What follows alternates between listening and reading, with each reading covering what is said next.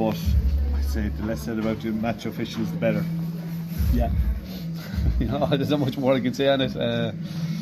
Stonewall penalty first half. He said it was normal contact when I asked him. When the man turned his back, I said if it's given anywhere else in the pitch, he gives a free. He said he doesn't. Second half, same thing happens. Their player jumps into Collie in the middle of the park.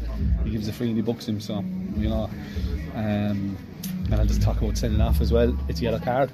He got the ball. He's wide out. And while she's covering him, while she's across, I don't know what he was thinking, why he went for it. It's because I asked him a question at half time, not sure. Books me, asked him what I'm booked for, and he wouldn't tell me. And a minute later, he's telling our player, get the F over here, So he wanted to book himself. And all round, I even noticed in the second half, the referee's assistant had to go off 2 Treaty supporters on the far touchline. Some of the officiating tonight beggared belief, but a match that had very little by way of actual bad fouling still produced 8 yellows and 2 reds. Yeah, they made it about themselves, that's the problem, unfortunately. I don't think there was much in the game. We were asking questions nicely at half time, as I said. I lost the coolest mob bit for the with the sending off, but when I asked both him and the ref what was sending off for, it was said for the questioning it. So I don't know, I'm entitled to question. It's the first time I've ever getting booked. And as I said, a minute later he's telling one of our players, get the F over here, once he talks to him, so it's about him. I'll probably get a smack in the wrist off someone for that. But then, like we had Eddie Foley telling us during the week that any foul pullback, even if it's in the 18-yard box, which their player did, their number 7 I think, would have been a second yellow. And I asked the refs about that, and they said no, they don't think it is, so they're going off last year's rules. And I said, do you talk to each other? No. So, I don't get it. And look, I am frustrated. It's probably not the right time to talk to me, but at the same time, that's just you're and even they're sending off. It's not a sending off, so it's just they can't make it about themselves. It has to be about the players, and it's frustrating. We had something similar up in Harps the other day. One of their players elbows Oshin in the eye, and it's a clear foul, doesn't give it to him. A minute later he reverses a free because Oshin took 2 metres extra. Like, if you're going to be reversing throw-ins, you're going to do it 10 times in the game, so it's not like I'm ranting and raving. And as I said, first time ever booked, this fella's in the league getting sent off every second week, so maybe I should start running and shouting. Tommy, I suppose, you could talk about this till the cows come home, about the lack of luck in front of goals. They had 2 chances cleared off the line, the Treaty boys, but conceding 20 seconds into the second half, it's unforgivable.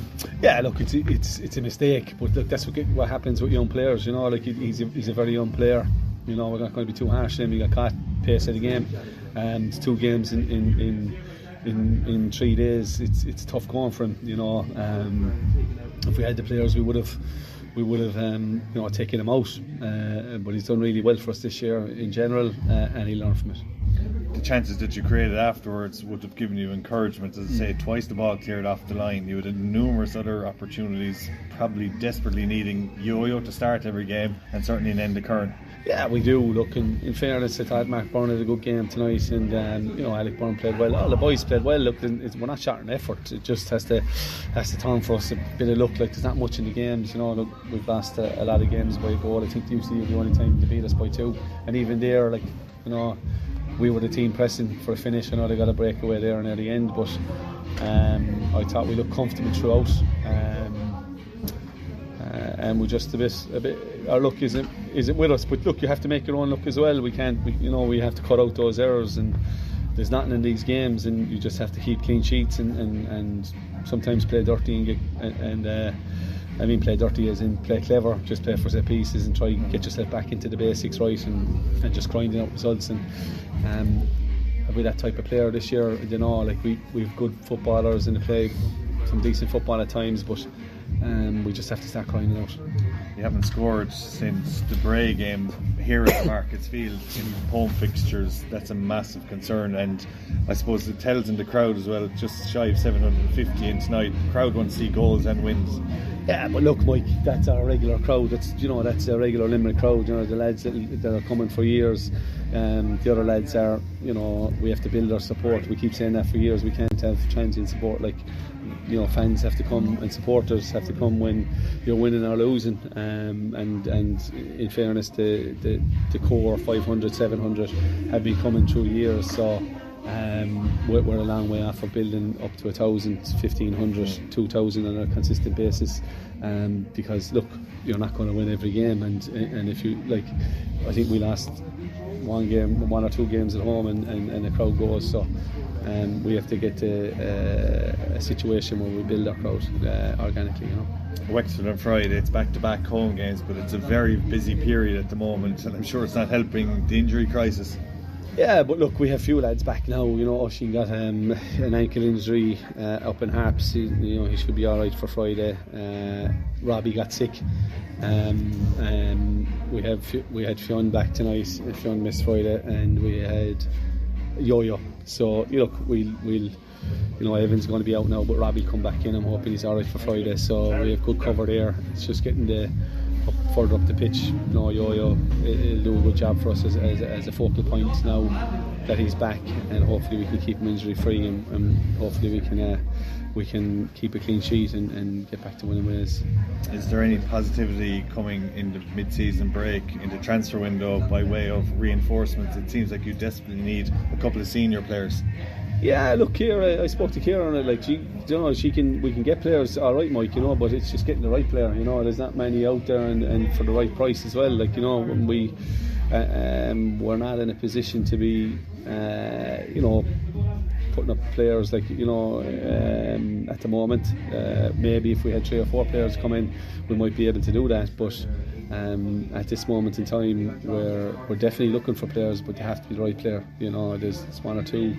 I tried to sign 1 or 2 strikers, but they went elsewhere because you can sign out of contract professionals. Another thing, like a ridiculous rule from the FAI, like I have a 16-year-old who's a striker who would have played the last week or the last number of weeks, and he's scoring goals in the 17s and he's scoring in the 20s. And I can't play him because apparently there's a rule that he has to be on a B list, which is absolutely ridiculous. Like red tape upon red tape, rules on rules. Like the left hand doesn't know what the right hand is doing. And look, that might sound so great, but I'd be saying that if we were winning as well. It's just silly. The FAI don't help themselves. I've questioned it and I haven't been given an adequate answer. We signed a participation agreement, but it's not a rule and we have no right to appeal. So I can't play a 16-year-old who's 6'3", built like a rugby centre. It's not like he's not able to play there, and a good option for us. And that young lad now can't play till July. That's just crazy. Signed for the club, so I don't know. It's my rant. Guys, get your thoughts on the game next week? On Friday. Friday, look, Wexford are a good side. Obviously, they're well ahead of us in the league. They'll be challenging. Like they've invested quite heavily. So, they have a lot of full-time players and they're grinding out results. But they do concede goals. They've conceded a lot of goals. Again, we haven't conceded too many. We've a good defensive record. So if we can keep that clean, if we can keep a clean sheet and get a chance, but we need to start getting results. We have to start finishing off games. We're well in games, but we just have to cut out the silly mistakes and concentrate on putting the ball in the net. Sound. Tommy, you talk about the FAI and you talk about football in general. There's maybe a lot been made of late about stadia in Ireland. You see recently there's the plan to invest, was it 2 billion I think in stadiums in Kosovo. I think there was a statement made, especially with regard to the recent Academy Day up in the Aviva, that maybe is football in Ireland on route to, I suppose, minnow status on the national stage and furthermore. It is. Look, we're way a bit back. We're back. In fairness to the FAI, the current lads in situ, they have had a tough job, but look, the opportunity was there to really shake it up a few years ago and get rid of all these committees and the dinosaurs on them and the whole lot, so that was there. An opportunity is missed now. When you hear the stuff that's going on with the DDSL and the SFAI now, it's ridiculous stuff, and that seems to be endemic still within the FAI.